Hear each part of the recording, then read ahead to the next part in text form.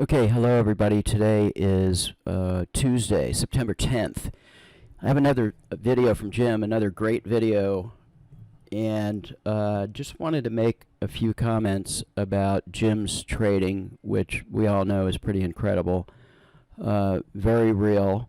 And there's a couple of things that I'm beginning to notice, a couple patterns that are beginning to emerge. Is one, that Jim makes the Autotrader work literally on any time frame, because the logic of the Autotrader is to take swings. I just want to bring a chart over here.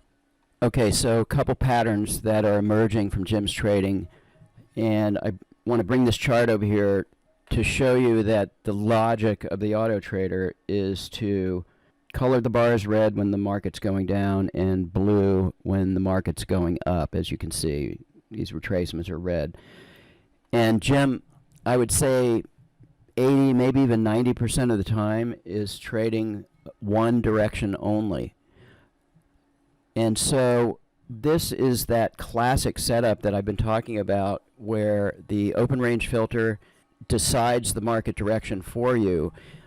Jim is very good at reading support and resistance in the market, and that's basically just looking at the daily highs and lows, the high and low of the night session, and also looking at volume at price if you want to use our volume profile indicator for that. But the opening price, the closing price, the high and low of the day, those are all key levels. Those are all levels of support and resistance. And any other level where the market tries to make a high or a low but can't succeed past that level. But getting back to the open range filter, if you're not good at analyzing support and resistance, then let the open range filter do it for you. As I said, Jim often trades with a directional bias that he comes up with by determining if he wants to be a buyer or a seller, and he pretty much decides that above a level or below a level. And the open range filter is a simple way of doing this. If you're not very good at it, use this filter, and it'll keep you from going long at places like this. And very often we get this classic setup here. This is a really good example.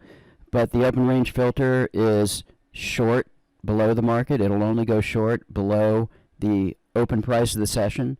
So if it's below the open, we're printing red, and that's bearish. And if we're above the open, then we're printing blue, and that's bullish. So this is a simple way, if you're new or you're not very good at technical analysis, to easily take a market bias. The other thing Jim is doing is, it really makes no difference in the time frame. He switches time frames up, but he does so in a way, he rarely uses the precision trend exit, and here we have it turned off. If we used precision trend exit, then the trade would exit at blue bars. In this case here, we hit our profit target, but if we had a retracement right here in blue bars, it would enter. But let's say the profit target was down here, it wouldn't exit because we got a reversal here. So that's what precision trend exit is. Jim rarely uses that. He picks his market bias, and he ignores the noise in the market or pullbacks like this. However, you do have your stop loss, of course, so you're protected that way. On this particular chart, I'm actually using stop loss calculation mode of 2, which is in this case, it would be the high of the bar, and then plus 18 ticks. So it could be smaller than that, but this is also a good way of setting your stop. So I just wanted to share a couple of things that I notice about what Jim is doing, and that is allowing him to win so consistently. It's a very effective use of the Autotrader, and many times he uses a moving average filter. In this case here, we're using the step MA as well. So study and learn. Let's have a look at today's video from Jim. It's another really, really good one. So watch and learn. All right, September 10th afternoon. I did not think I would trade today, but then I realized tomorrow is actually September 11th, and I'm not going to trade on September 11th. So we had a sell-off in the morning, and then we came all the way back up, And now I think we're gonna go back down again. So the Autotrader was set on shorts, and it just took a trade over here. It was the time and sales, and oops, sorry, the computer clock. Let me show you the template. Is the same one from yesterday afternoon and the yesterday Globex session. Once again, 3 contracts traded, 50, 80, and 200. The 200, of course, is not going to get hit because the daily target of 1200 will be hit before then. So even though we came all the way back up, I don't think this is the end of the down move. I still think there should be another attempt at trying to break below today's low of I think it was lower than this, right? It was today's low. 45, I think, right? Yep, 77.45. So yeah, took the short. Gonna give it time. The first target is right by the swing over here. Good location. This area might act as support, and then down to around 70. But our first targets are here, and I think before we even reach 70, the third target should get hit with the daily target.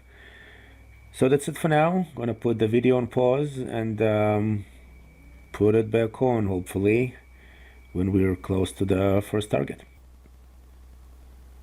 All right, coming down fast here, just to see if we can catch the first target. There we go, a little more.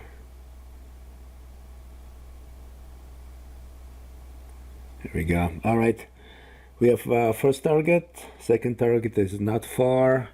Indeed, they are selling off. All right, I think I'm gonna pause the video one more time. Hopefully I'm around for the second target.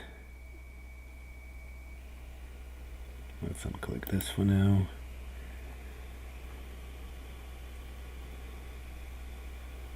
Coming down pretty fast. Need to break 86. All right, gonna put the video on pause now.